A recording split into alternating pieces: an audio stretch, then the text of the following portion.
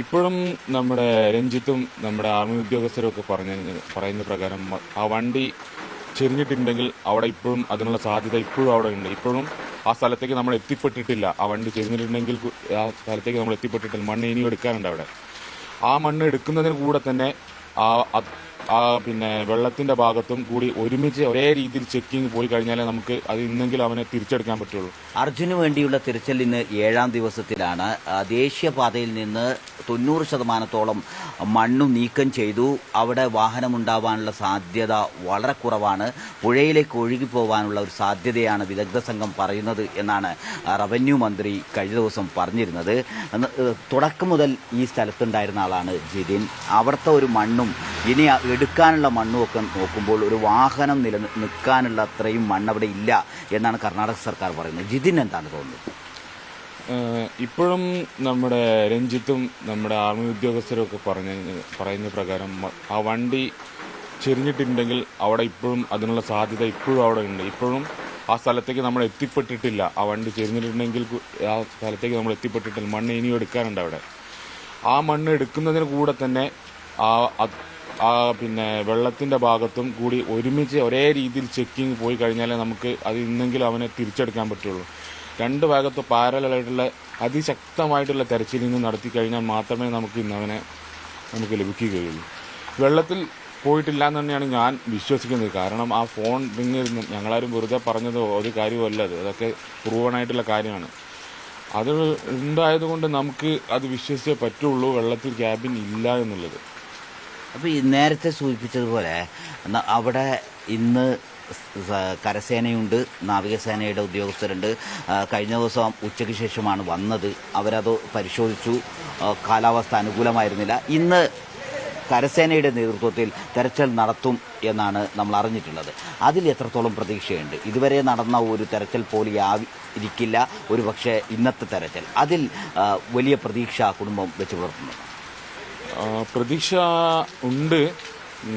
പക്ഷേ അത് കുറച്ച് അഡ്വാൻസ് ആയിട്ടുള്ള ഒരു തിരച്ചിലായിരുന്നെങ്കിൽ മാത്രമേ നമുക്ക് അതിൽ പ്രതീക്ഷ വെക്കാൻ പറ്റുള്ളൂ.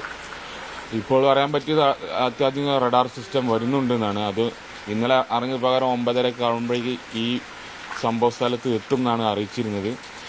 നോക്കാം, നമുക്ക് അത് എത്തിയിട്ട് എന്തൊക്കെയാണ് അവർ ആ ചെക്കിങ് കഴിഞ്ഞിട്ട് അവരെന്തൊക്കെയാണ് ചെയ്യുന്നതെന്നെല്ലാം വീക്ഷിക്കാം. നമ്മൾ 7ാമത്തെ ദിവസമാണിന്ന് അർജുൻ വണ്ടിയും ഈ മണ്ണിനടിയിൽ കിടക്കുന്നത്. ഈ മണ്ണിനടിയിൽ കിടക്കുന്ന ഈ വാഹനം കണ്ടെത്താനുള്ള സംവിധാനം ഇല്ല ഇന്നും എന്ന് പറയുന്നത് വലിയ ചർച്ചയായിട്ടുണ്ട് കേരളത്തിലൊക്കെ, വിദ്യാഭ്യാസ മേഖലകളിൽ, യുവാക്കൾക്കിടയിലൊക്കെ. ഇത്രയും ചെറിയൊരു താഴ്ചയിൽ മാത്രമുള്ള ഒരു വാഹനത്തെ കണ്ടെത്താനുള്ള ആധുനിക സംവിധാനം ഇപ്പോഴും നമ്മുടെ കയ്യിലില്ലേ എന്നാണ് അവർ സാമൂഹ്യ മാധ്യമം വഴി ചോദിച്ചുകൊണ്ടേയിരിക്കുന്നത്. അതിന് ജിതിൻ എന്ത് തോന്നുന്നു ആ ചോദ്യം? തീർച്ചയായിട്ടും ഞാനൊരു 3 ദിവസം മുന്നേ ഞാൻ ആലോചിച്ച കാര്യമാണ്. നമ്മൾ ചന്ദ്രനിലേക്കും ചൊവ്വയിലേക്കും റോക്കറ്റ് വിടുന്ന തിരക്കിലും പിന്നെ അത്യാധുനിക റോക്കറ്റ് സംവിധാനങ്ങളും യുദ്ധവിമാനങ്ങൾ ഉണ്ടാക്കുന്ന തിരക്കിലും ഇതുപോലത്തെ ഒരു മനുഷ്യജീവൻ രക്ഷിക്കാനുള്ള ഒരു സംവിധാനവും നമ്മുടെ നാട്ടിലില്ല എന്നാലും ലജ്ജ തോന്നുന്നുണ്ട് ഞാൻ ഇവിടെ നിൽക്കുന്നതിൽ. ഇപ്പോൾ എന്താണെന്നറിയില്ല, നമ്മുടെ ഇത്രയും ടെക്നോളജിയെല്ലാം ഇത്രയും മുന്നോട്ട് 2024 നമ്മൾ നിൽക്കുമ്പോഴും ഇത്രത്തോളം ഒരു ദുഷ്കരമായ സാഹചര്യം എങ്ങനെയാണ് ഒരു മനുഷ്യജീവൻ ഉണ്ടോ അല്ലെങ്കിൽ ഒരു വസ്തു ഈ മണ്ണിനടിയിൽ ഉണ്ടോ എന്ന് കണ്ടെത്താനുള്ളൊരു സംവിധാനം അത് ഉണ്ടെങ്കിൽ എന്തുകൊണ്ട് ഇവിടെ എത്തിക്കാൻ പറ്റുന്നില്ല, അത് ഇല്ലെങ്കിൽ എന്തുകൊണ്ട് അങ്ങനെ സംഭവിക്കുന്നു എന്നത് വളരെ ആലോചിക്കേണ്ട ഒരു കാര്യം തന്നെയാണ്. നമ്മൾ ഇന്ത്യ 2024 നിൽക്കുമ്പോഴും തീർച്ചയായിട്ടും ഇതിനെല്ലാം അർജുന് സംഭവിക്കുന്നത് മറ്റൊരാൾക്കും ഇനി സംഭവിക്കാൻ പാടില്ല. ഇവിടെ സാധാരണക്കാരായ 2 പേരും കൂടി അവർ ഇന്നലെ മുഖ്യമന്ത്രി വരുന്ന സമയത്ത് റോഡിൻ്റെ വശത്ത് നിന്ന് അവരുടെ പ്രയാസം പറഞ്ഞുകൊണ്ടേയിരിക്കുകയാണ്.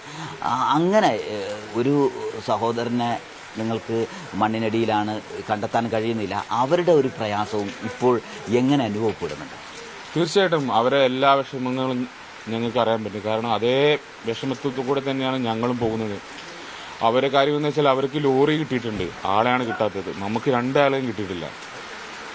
ഇപ്പോൾ ഇവിടെ സൂചിപ്പിച്ചതുപോലെ തന്നെ ഇന്ന് നടക്കുന്ന തെരച്ചിൽ ഏറ്റവും ആധുനികമായ രൂപത്തിൽ നടത്തണം. ഇന്ന് തന്നെ കരയിൽ ഇനിയും മണ്ണെടുക്കാൻ ബാക്കിയുണ്ട്, ആ ഭാഗം കൂടി പരിശോധിക്കേണ്ടതുണ്ട് എന്ന് തന്നെയാണ് ജിതിൻ പറയുന്നത്. കരയിലും അതോടൊപ്പം തന്നെ പുഴയുടെ ഭാഗത്തും ഇന്ന് ശക്തമായ തെരച്ചിൽ നടത്തിയാൽ നമുക്ക് അർജുനെ കണ്ടെത്താനാവും എന്നൊരു പ്രതീക്ഷ തന്നെയാണ് കുടുംബം വെച്ചു പുലർത്തുന്നത്.